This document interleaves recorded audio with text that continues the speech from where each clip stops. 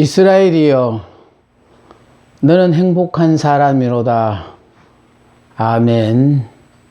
이 시간은 신명기 24번째 시간입니다. 전 시간에 혼란과 교잡을 경계하심 22장을 시작하다가 끝났습니다. 하나님은 거룩하신 하나님이시거든요.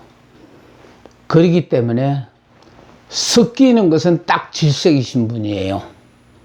그러니까 하나님이 우리에게 오시면은요, 먼저 하나님 의외에 내가 숨기고 있는 모든 것들을 내 주변에서 다 치우시게 돼요. 그러니까 믿음의 조상 아브라함을 보십시오. 하나님이 믿음의 조상 아브라함을 찾아오심으로 말미암아 삶의 근원지인 고향과 친척과 아비집을 다 떠나게 함으로 말미암아 주위의 모든 사람들을 의지하지 못하게 만드셨다는, 오로지 이제 하나님이 지시하는 땅으로 가다가 보니까 갈 바를 알지 못하고 오로지 하나님만을 바라보는 삶이 시작이 되어진 거예요. 그러니까 우리가 하나님 말고 의지하는 것 있는 거, 하나님 이거 싫어하시거든요. 그래서 하나님의 자녀는 하나님만을 사랑하듯 하나님 때문에 이웃을 사랑해야 하고요. 하나님을 사랑하는 그 마음으로 자연까지도 보호해야 하고, 또 재반 사회 생활에 있어서도 도덕적으로 영적으로 순결을 지켜야 한다라는 거. 자, 그래서 각종 생활의 규례로서 길 잃은 가축을 목격했을 때 우양의 주인을 아는 경우에는요, 못 본 채 하지 말고 반드시 끌어다가 그 주인에게 돌려주거나 그것이 있던 목장으로 데려다 주라. 다음에 우양의 주인을 모르거나 주인의 집이 너무 먼 경우에는 못 본 채 하지 말고 반드시 그것들을 끌어다가 주인이 찾기까지 내게 두었다가 그에게 돌려주라 했습니다. 자, 주운 모든 물건은 반드시 제 주인에게 찾아 돌려주어야 한다라는 거예요. 자, 나귀도 그렇고 의복도 그렇고 어떤 것이든지 못 본 채 하지 말고 다 그렇게 하라. 반드시 제 주인을 찾아 돌려주라라는 거예요. 이웃의 낙이나 소가 길에 넘어진 것을 본 경우에, 자, 못 본 채 하지 말고 짐승의 주인과 함께 넘어진 그 짐승을 일으켜야 한다. 그러니까 동물도 사랑하라는 뜻이죠. 예. 자, 다음에요. 이성의 의복을 착용하지 말라. 남자가 여자 옷을 입지 말고, 또 여자가 남자 옷을 착용하지 말라, 이런 의미죠. 다시 말해서 여자는 남자의 의복을 입지 말라. 여성의 남성화를 금하라는 것입니다. 요새 시대가 참 이상하게 변해가는 시대를 살아가고 있다가 보니까 다소 여러분이 어색하게 들릴 수도 있어요. 그런데 왜 하나님은 이렇게 말씀하셨을까를 여러분이 생각해 보라는 거예요. 하나님은 오로지 거룩하신 그 하나님은 하나님이 우리에게 허락하신 그 특권을 마음껏 누리며 살아라라는 그런 뜻이거든요. 그래서 여자는 여자답게 살고 남자는 남자답게 살아라, 그런 의미가 포함되어 있어요. 그래서 여성의 남성화를 금하라는 뜻이고, 다음에 남자는요, 여성의 의복을 입지 말아야 돼요. 남성의 여성화도 금하라는 그런 뜻입니다. 이같이 하는 자는 내 하나님 여호와께서 가정한 자니라. 이렇게 하는 사람을 하나님께서 가정한 자라고 여기신다는 거예요. 이는 가나안인들로부터 유래된 이방적 풍속으로 성의 구별을 애매하게 하며 창조 질서의 주요 부분을 어기는 것이라는 거예요. 정말 뒤에서 보면 여자고 앞에 가서 보면 남자고 또 남자인가 했더니 보니까 여자고 참 요새는 헷갈리는 시대를 지금 살아가고 있습니다. 그런데 하나님은 이런 말씀을 우리에게 주심으로 말미암아 나는 여자이기 때문에 여성으로서의 아름다움을 최대한 발휘하며 마음껏 즐기고 살아라 그런 의미고 남자는 남자로서의 그 모든 일을 자부심을 갖고 살아라 뭐 이런 여러 가지 의미를 포함하고 있습니다. 다음 생명을 보호하라. 새의 집에서 새끼를 취할 때의 주의예요. 새의 보금자리에서 어미새나 그 새끼나 알을 품은 것을 보거든 그 어미새와 새끼를 동시에 취하지 말라라는. 그 어미는 반드시 놓아줄 것이요 새끼는 취하여도 된다. 그리하면 네가 복을 누리고 장수하리라. 그러니까 하나님이 그렇게 하라고 했으니까 하나님 말씀대로 순종할 때 하나님께서 복을 누리고 장수하리라는 약속을 하셨어요. 자, 지붕에 난간을 만들라는 거예요. 집을 지을 때 지붕 위에 난간을 만들라는 겁니다. 새 집을 지을 때 지붕에 난간을 만들어 사람으로 떨어지지 않게 하라. 크게 주의하지 않더라도 떨어지지 않도록 3피트 반의 높이로 난간을 만들어야 한다는 거. 이 난간을 만들지 않아 떨어지게 되어지면 집주인에게 책임이 있다라는 그런 뜻이에요.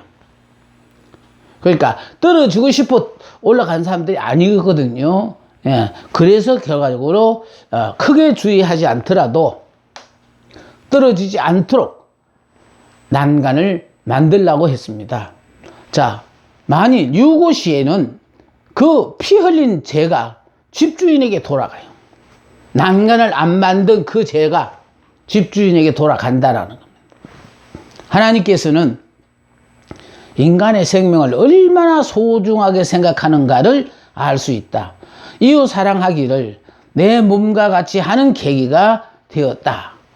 그러니까 결국은 나는 안 올라가지만은 이웃이 혹시 올라갔다가 떨어질 가능성이 있으니까 그걸 사전에 예방하자는 뜻이에요.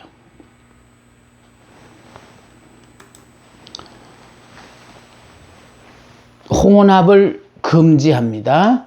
자, 포도원에 두 종자를 섞어 뿌리지 말라. 요 사회는 어떻습니까? 자꾸 계량종이라 그래가지고 자꾸 이렇게 혼합을 하잖아요. 그러나 하나님은 혼합하지 말래요. 그리하면 내가 뿌린 씨의 열매와 포도원 소산이 다 빼앗길까 하노라. 하나님은 그걸 원하시지 않아요. 두 종자를 섞어서 뿌리는 것을 싫어하신다 이 말이에요. 각기 다른 두 짐승을 교배시켜서는 안 된다. 고세는 이렇게 교배를 시켜서 이상한 것들을 만드는 그런 시대인데요. 자, 하나님은 이런 걸 원치 아니하신대요. 이유는 하나님 창조의 질서를 파괴하기 때문에. 자, 소와 나귀를 결의하여 갈지 말라. 즉 힘이 강한 짐승과 약한 짐승을 함께 멍에를 지우면 불공평하다는 자연의 순리를 따랐다는 거. 결국은 공평하신 그 하나님 보시기에 이건 합당치 않기 때문에 그래서 힘이 강한 짐승과 약한 짐승을 함께 멍에를 매게 해서는 안 된다라는 그런 뜻입니다. 자, 다음에요. 양털과 배실로 섞어 짠 것을 입지 말라. 심지어 실까지도 섞어서 짠 것을 입지 말라는 거예요. 이는 앞으로 있을 하나님의 말씀을 혼잡하게 할 위험에서 보호하시고자 하는 영적인 의미가 담겨져 있어요. 그러니까 이렇게 자꾸 섞다가 보면 말씀도 섞는 게 아주 그냥 자연스럽게 섞어진다라는 거예요. 그래서 이 하나님의 말씀을 내 힘으로 고치면 안 돼요. 하나님의 말씀은 이해가 되든지 안 되든지 간에 하나님 말씀하신 그대로를 믿어야 돼요. 그래서 이스라엘이여 너는 행복한 사람이로다. 행복한 사람이 되기 위해서는 이스라엘이 되어야 된다라는 거. 그럼 이스라엘이 된다는 건 무슨 말인가 하면 내가 하나님의 자녀가 되어지면은 그럼 하나님의 자녀가 되는 건 또 어떻게 되느냐? 예수만 믿기만 하면 하나님의 자녀가 되는 거예요. 그래서 하나님을 믿는 이스라엘이 되어지면은 하나님의 은혜가 없으면 한순간도 살 수 없는 내가 이스라엘이라는 걸 깨닫고 자각하고 살기만 하면은 그 사람은 행복한 사람이야. 왜? 그 사람의 모든 생사 화복에 대해서 전적으로 하나님께서 책임을 지고 돌봐주시기 때문에 그러하다는 것입니다. 이는 앞으로 있을 하나님의 말씀을 혼잡하게 할 위험에서 보호하시고자 하는 영적인 의미가 담겨져 있습니다.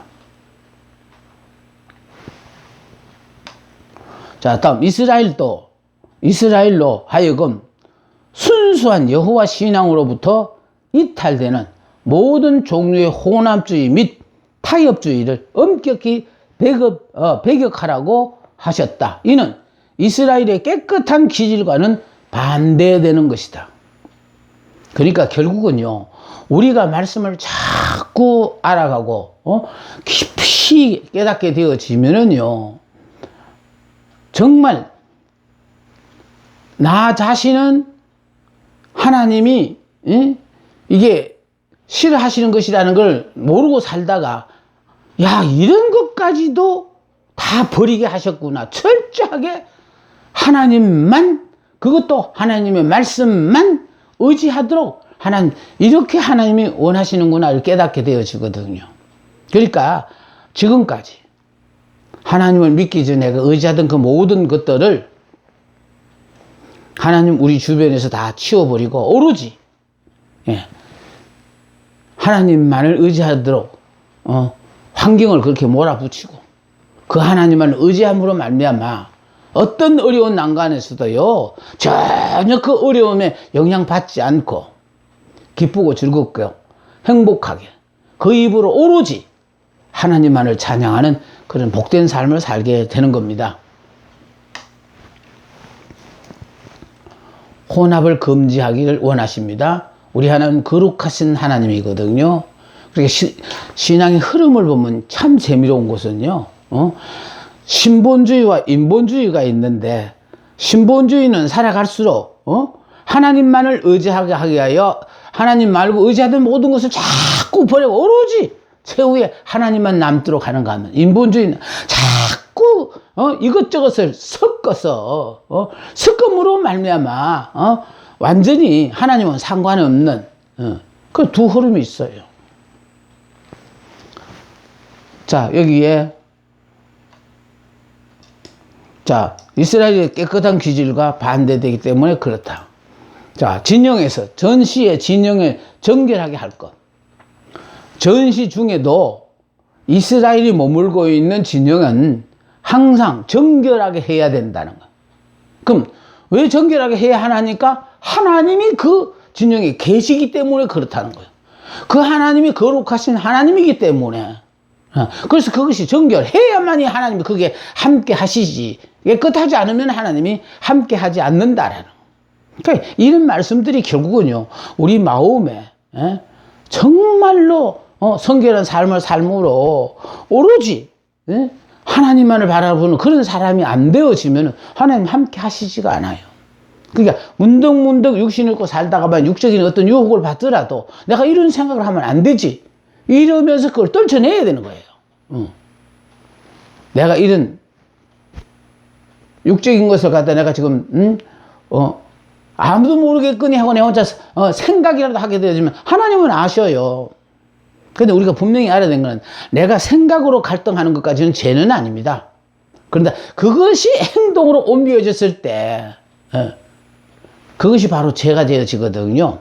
자, 그래서 전시라도 하나님이 함께하는 이스라엘의 진영은 정결해야 한다는 거예요.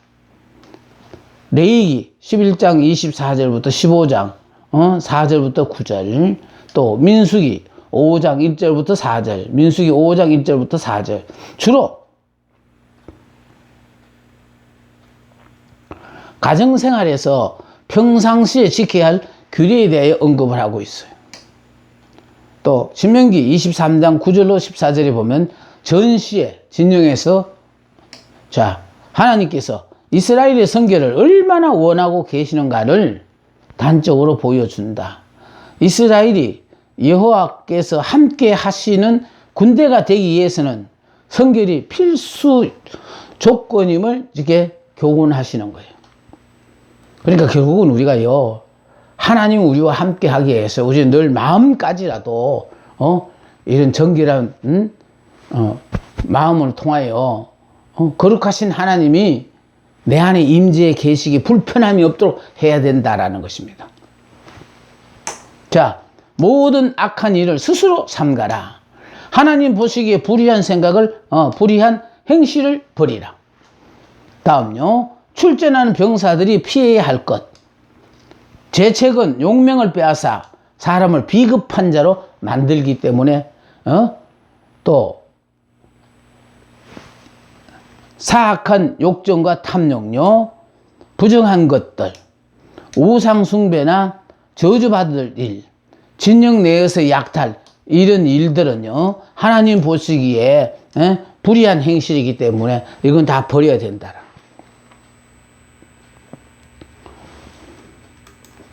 자, 불결을 막아라. 자, 도덕적으로 타락으로부터의 정결이에요. 그러므로 우리는 악한 생각을 버리라는 것.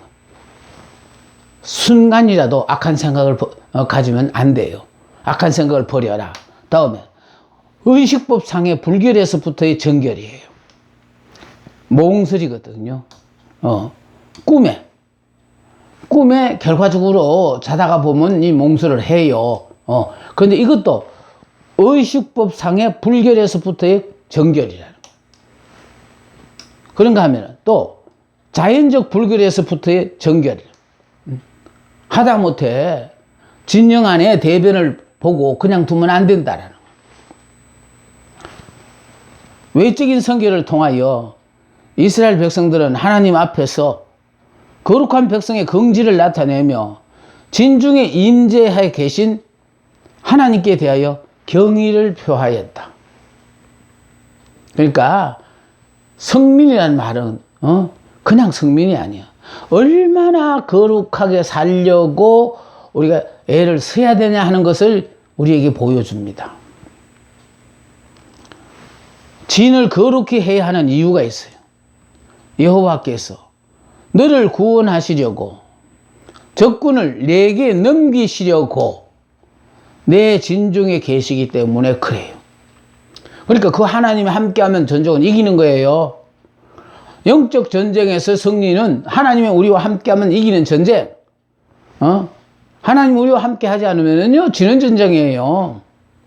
그래서 중요한 것은요, 나는 죽고 예수로 사면 백전백승이에요. 그런데 내가 아직 덜 죽어서 나는 살고 예수는 그냥 죽은 것을 만들면은 그 이길 재간이 없지요. 자, 그러므로 말미암아 거룩하신 그분께서 부정한 것을 보시지 않으므로 너를 떠나지 아니하신다. 그러니까 더러운 생각이 스치고 지나가더라도 이런 생각까지도 하나님 들지 않도록 해달라고 그냥 생각하고 지나가는 걸로 끝나지 말고요. 내가 얼마만큼 거룩하신 하나님이 나와 함께 하기 때문에 내 생각을 하나님이 기뻐하시는 좋은 생각으로 가질 수 있도록 노력하냐, 이런 것들을 하나님 보고 계신다 그 말이에요. 가장 개인적인 순간이라도 해도 거룩하신 하나님은 행동을 살펴보시면서 그와 함께 계셨다는, 이 말은요 은밀한, 개인적으로 은밀한 그런 일이라도 거기에까지라도 하나님께서는 우리의 행동을 살피시고 계신다는 거예요. 그러니까 다른 사람은 보지 않았어요. 나만 본 거예요. 그러나 나만 본 거 아니에요. 하나님도 보고 계시다는 거예요. 그래서 문제는 거룩한 전쟁을 수행하기 위하여 부르심을 받은 자들은 결국은 불결한 생각뿐이 아니라 불결을 막아야 된다라는 거예요. 하나님이 우리와 함께 계시는데 이런 불결함으로 말미암아 하나님께서 함께 하지 않으시면은 우리는 전쟁에 이길 수 없다라는 뜻이에요. 자비와 긍휼에 대해서도 말씀하십니다. 공동체적 사회생활의 규범이에요. 자, 첫째, 이혼법이 나오고 신혼 남편에 대한 특혜법, 단번물에 관한 규례, 또 유괴범에 대한 처벌법, 나병의 규례, 약자를 보호하고 가난한 자들 돕는 법. 이게 공동체적 사회적인 규범이거든요. 그런데 여기 보세요. 약자를 보호하기 위한 법이에요. 약자를 보호하기 위한 법으로서 이혼에 대한 규정인데요. 자, 이혼의 3단계가 있어요. 이혼 정서를 서서 그 증거를 남자가 여자에게 직접 전해주며, 세 번째, 남자가 여자를 자기 집에서 내보내면 이혼이 되는 거예요. 이 규례가 있기 전만 하더라도 그냥 남자들이 여자를 내보내는 것으로서 이혼이 됐어요. 그런데 이제 하나님께서는요, 반드시 이혼 정서를 서서 그것도 그 증거를 남자가 여자에게 직접 전해주며, 그걸 전해줌으로 말하면 남자가 여자를 자기 집에서 내보내면 이혼이 된다라는 겁니다. 그러니까 이런 것들이 바로 뭐냐? 하나님은 약자에 대해서 자비와 긍휼을 베풀고 계신다라는 거. 그러니까 약자라고 함부로 하면 안 된다는 거예요. 내가 힘 있는 자로 힘 없는 사람을 그렇게 해도 된다고 생각하지만 하나님이 보고 계시는 거야. 아주 전지전능하신 그 하나님이 보고 계시다. 그래? 너는 그래도 돼? 그럼 그럴 때에 상대가 어떤 육체적, 마음적으로 고통을 당하는지 너도 한번 겪어봐라고 얼마든지 하나님께서요, 무지한 그 사람을 깨우쳐 주기 위하여 우리의 생활 속에 이렇게 어려운 상황에 몰아붙일 수가 있다라는 것을 꼭 염두에 두셔야 돼요.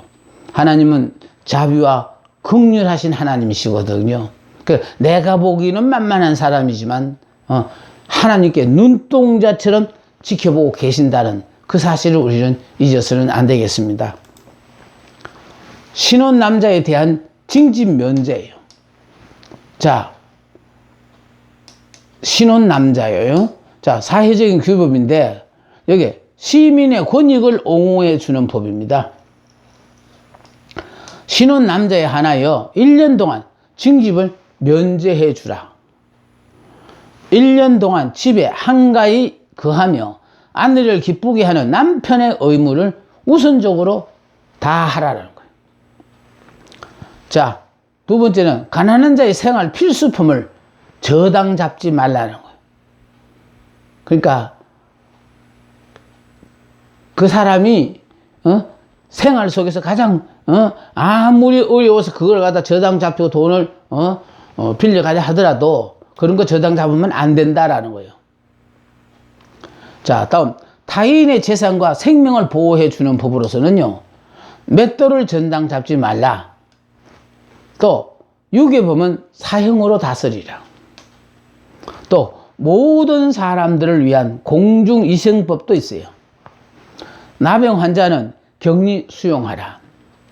하나님께서는 범죄자들을 나병으로 벌하셨어요. 자, 곡식을 뜨는 소에 망을 씌우지 마라. 자, 일용할 양식을 얻으려는 사람을 돕는 짐승에 대한 친절과 호의를 강조하였습니다. 그 이유는 주인의 뜻을 따라 일을 한다면 비록 짐승이라 할지라도 그 수고한 대가를 받는 것이 당연하다라는 거예요. 짐승이라도 주인의 뜻을 따라 일을 한다면은 비록 짐승이라 할지라도 그 수고한 대가를 받는 것이 당연하기 때문에, 그래서 곡식을 떠는 소에 망을 세우지 말아라. 다음, 비록 짐승이라 할지라도 하나님께로부터 생명을 부여받은 고귀한 피조물임을 부인해서는 안 된다. 예, 비록 짐승이라 할지라도 하나님으로부터 생명을 부여받은 고귀한 피조물임을 부인하지 말아라.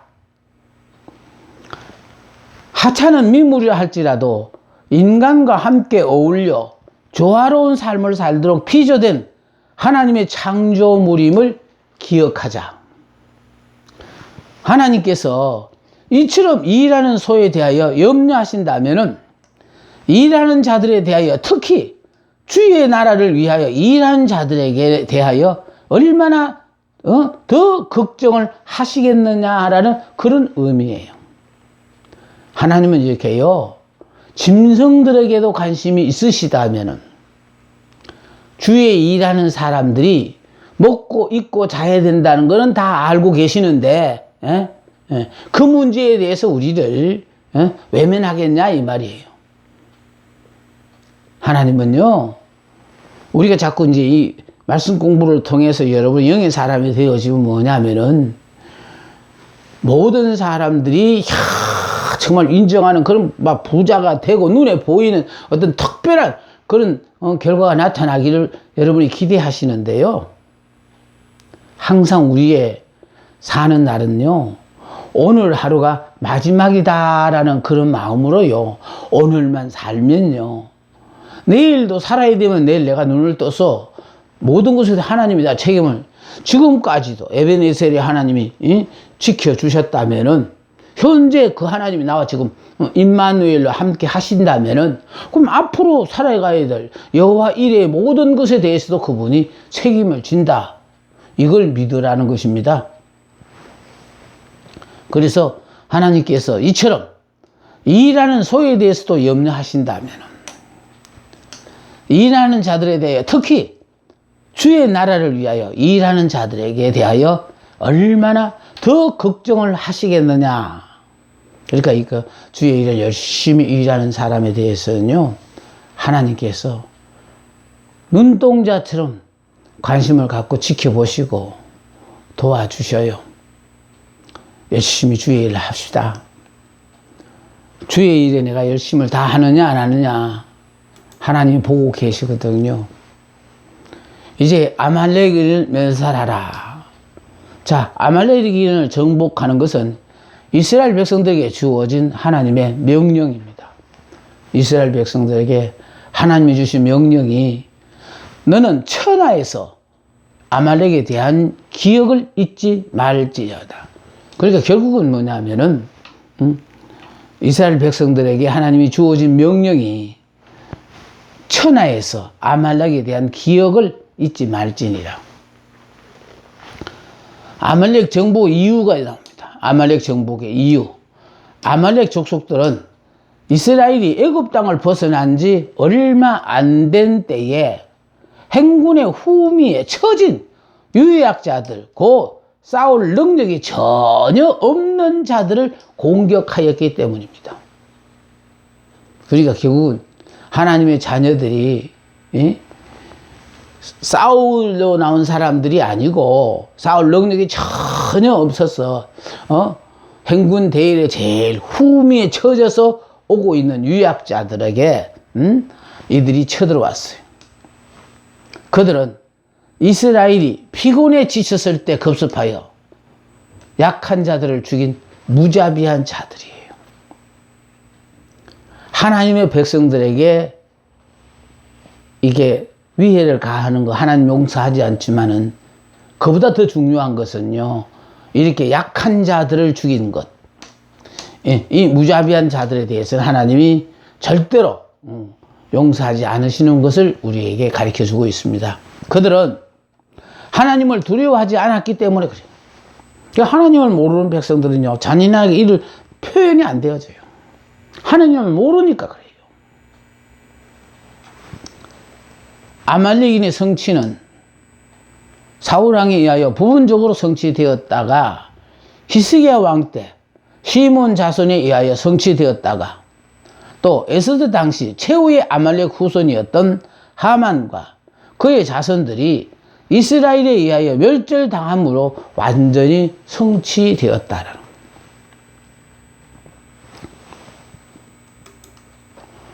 자, 26장입니다. 첫열매예요. 도덕법으로는 5장부터 11장까지가 도덕법이에요. 십계명을 말하고 우상 파괴와 신앙의 정절을 역설했습니다. 그런가 하면 의식법으로서요. 자, 12장부터 16장 희생제사 11조 절기에 관한 교훈이 나와요. 다음 시민법으로서는 17장부터 20장까지 장로와 재판장을 세워 치안을 유지하고 생명과 재산을 보호하는 것. 자, 다음에 이제 사회법으로서 21장부터 26장이거든요. 예, 여기는 가정윤리, 사회 도덕을 지킬 것이며 풍기를 문란하게 말 것. 자, 이렇게 신명기에 있어서 5장부터 26장까지 핵심이 요약되어 있습니다. 자, 여기에서요, 만물의 헌납이에요. 자, 만물의 헌납. 가나안 땅에 들어가서 지켜야 할 일 중에서요. 첫째, 모든 소살의 만물을 거둔 후에 그것을 강주리에 담고 여호와께서 그 이름을 두시려고 택하신 곳으로 가지고 가서 제사장에게 고백하라는 거예요. 예? 자, 제사장은 강주리를 취하여 단 앞에 놓는다. 자, 그때 이스라엘이 하나님 앞에 고백해야 할 내용이에요. 자, 내 조상은 방랑하는 아람 사람으로서 애굽에 내려가 거기에서 소수로 거류하였더니 거기에서 크고 강하고 번성한 민족이 되었는데 애굽 사람이 우리를 학대하며 우리를 괴롭히며 우리에게 중노동을 시키므로 우리가 우리 조상의 하나님 여호와께 부르짖었더니 여호와께서 우리 음성을 들으시고 우리의 고통과 산고와 압제를 보시고 여호와께서 강한 손과 편팔과 큰 위엄과 이적과 기사로 우리를 애굽에서 인도하여 내시고 지금 살고 있는 젖과 꿀이 흐르는 좋은 땅을 주셨나이다.